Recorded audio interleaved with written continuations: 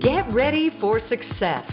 Leadership Strategies for Women is a show dedicated to providing practical and valuable strategies for emerging women leaders of today. It's your time to get inspired, motivated, and challenged to achieve your vision for success. And now, here's leadership speaker and coach, Ellie Nieves.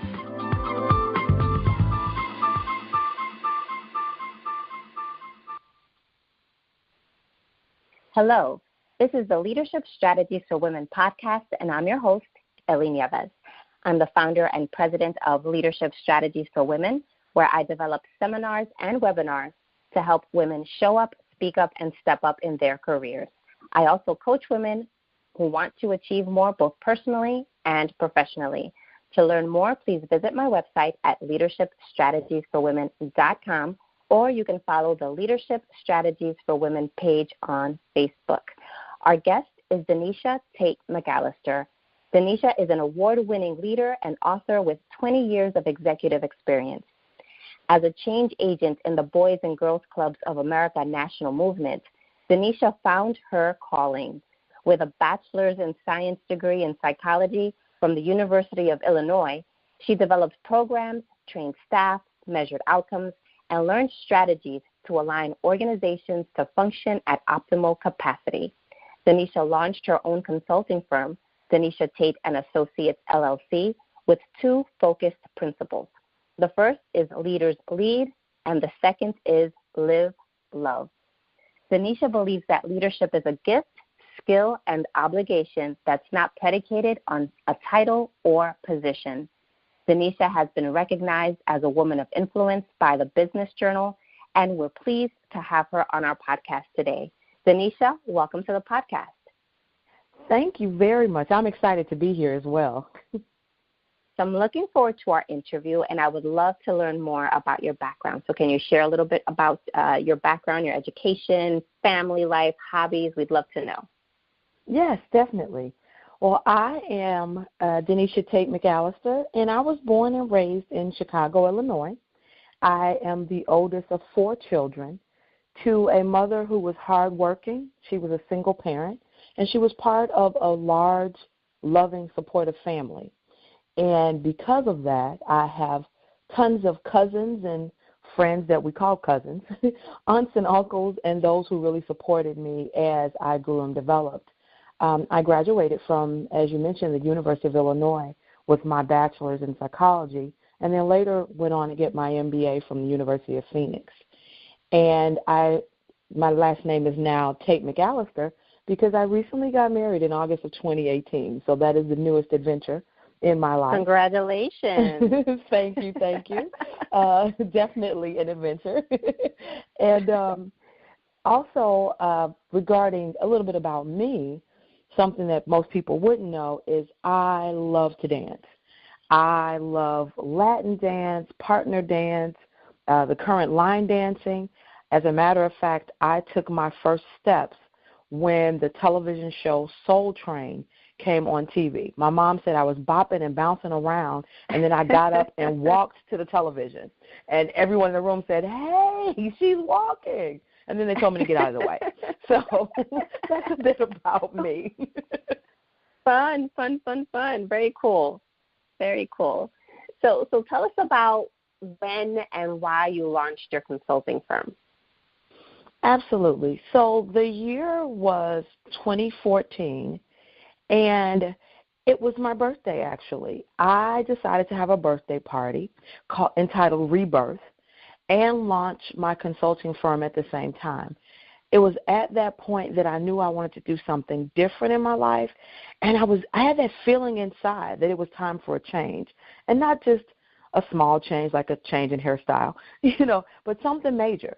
Something major was underfoot, and so it was at that birthday party that I announced to the world that I wanted to do more, and it had to do with the feeling that there was a larger impact I was to have on people, and it was time.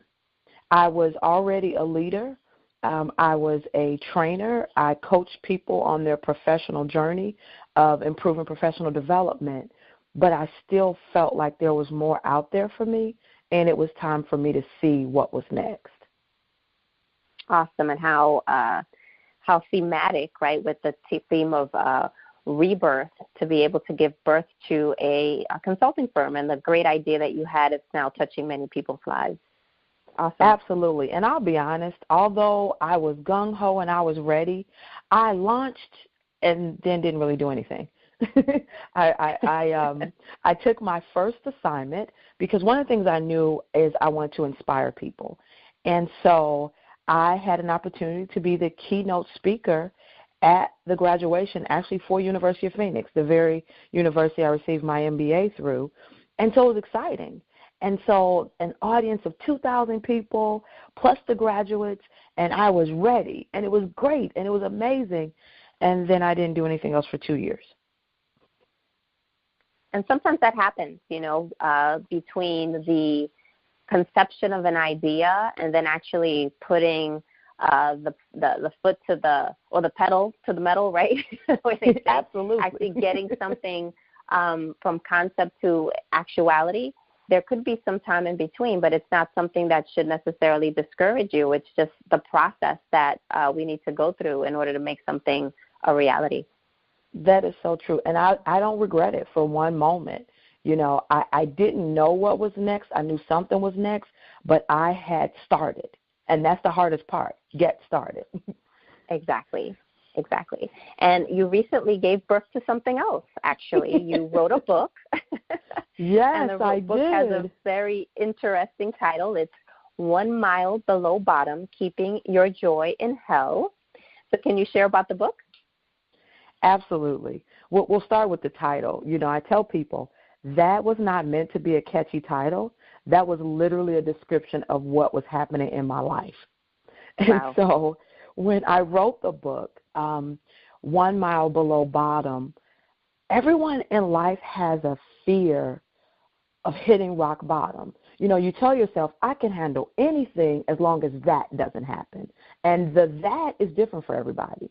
Your rock bottom may be totally different than somebody else's. And you hear what their biggest fear in rock bottom is. You're thinking, oh, just that? Oh, anybody can handle that. But it really is intimate and personal. And so I walked around with that fear. And for me, rock bottom was not having a job and not having a plan. Both of those happen at the same time, unacceptable. I could not have a job and have a plan. I'm okay. I could have a job and not have a plan for what's next. That's okay too. But when they both occur, for me, that was always my biggest fear of life. And then one day it happened. I stood there with no job and no plan for what was next. And all of my worst fears actually came true. And then life got worse. There was literally a point in my life when if the rock bottom was the worst I had to contend with, I was going to be okay. Things just continued on a downward spiral. And it got so bad that I just had to surrender. It was definitely beyond anything I could fix, anything I could strategize around, or come up with a quick solution. And it was in those moments of surrender that I found joy, peace, things that, I don't know, I guess I had lost along the way. And I wrote the book about all that. Wow, that's amazing. And what is it that you want the readers to take away from the book? Absolutely. Life happens. And when it's happening, it's not always according to our plan. It's not anything we prepared for. And it's not always fun. There will be times in your life when you will have a hellish experience. It could be financial. It could be employment. It could be a death of a loved one. It could be the ending of a marriage. It's going to happen. But I want the readers to know that life isn't over at that point. And even in that moment of darkness and you're in that pit of pain, there's still joy to be found. And that little glimmer of joy can help you get through that day. And a little more joy can get you through the next day. And then you look at it and you're months beyond the onset of the problem and you're walking towards solution because you didn't give up, you didn't give in, you didn't lose hope, and you kept moving, even if it was baby steps, moving towards the light. And that's what I want people to know, because we can't necessarily stop the bad things from happening, but we absolutely can't sit down in it when it does occur. Yeah, that's so true. And, and I completely understand the job loss situation back in 2009 during the economic meltdown. My husband and I both found ourselves unemployed. Both of us got laid off from the corporations that we worked in. So I completely understand when your side, you just all of a sudden something happens that you weren't expecting and you don't know how to manage it at the time. But so much good came from that time period, at least for me and my husband. In fact, I launched my company, Leadership Strategies for Women, as a result of that. And I feel like during that time, because we were hustling, because we were both hustling, trying to get back on track, it brought me and my husband a lot closer to each other. So I understand that some of these unexpected challenges that we face in our lives can actually be a blessing in disguise. Absolutely. I think it's through the challenges that we find out that we're so much stronger than we thought about and resourceful. You begin to pull on skills that you had tucked way back in your memory, things that you didn't even remember that you knew how to do. But all of a sudden, when desperation kicks in, you're saying, well, how about this? Well, how are we going to do it? Oh, I know how to do that. And then people are like, what? Because you just never realize how important that is. And you're right. I'll have to be honest. When I was at the deepest point of things just falling apart, that's when I met my husband. And it really was, sure, why not? I wasn't afraid and trying to put on a good front, and I didn't have the energy for all of that. It was, yes, I would love to get to know you, or not. But right now, this is what I have to offer. And so we got to know each other very quickly because some of the things that were going on were pretty devastating, and I couldn't hide it. I absolutely couldn't hide it. So not only did he get to know me in my vulnerability, I got to know him in his strength because he was there for me, and he didn't have to be. He didn't have any major time invested. He could have very easily walked away, and I would have understood. But it was through all that I realized, yeah, he's the one. That's awesome. That's a great story. So what advice do you have for women leaders who are facing challenges in their lives currently? Absolutely. First of all, face it. Sometimes we have challenges that show up, and we don't face it. We don't own it. We don't acknowledge it, and somehow we think it's going to go away. So first, face it. Yes, this is really happening. This is happening right now. What are we going to do next? And then once you face it, figure out what can you control and what can't you control. You have access to resources, skill sets, support systems, but you won't even begin to reach out to those until you're honest about what's going on and what you need to make it past whatever challenge you're facing. And then after that, forgive yourself and forgive the process, because it is, what we spoke about. It's in those challenges that blessings do occur and get uncovered, and you find out all sorts of things about yourself, your support system. Somebody may come to your aid that you never even knew cared, and so you have to be prepared and open for that, and it's hard to receive if you're angry and hopeless and helpless. So forgiving yourself and forgiving the process is key, and then celebrate every step along the way. Sometimes little things like getting out of bed today, getting dressed, and going to an appointment is all I have. Okay, well, we're going to celebrate that. Yeah, and I agree. And, even though this podcast is focused on women in the workplace, we also take a holistic perspective on life, because if things aren't going well for you personally, then it's going to be very hard for you to be at your best professionally.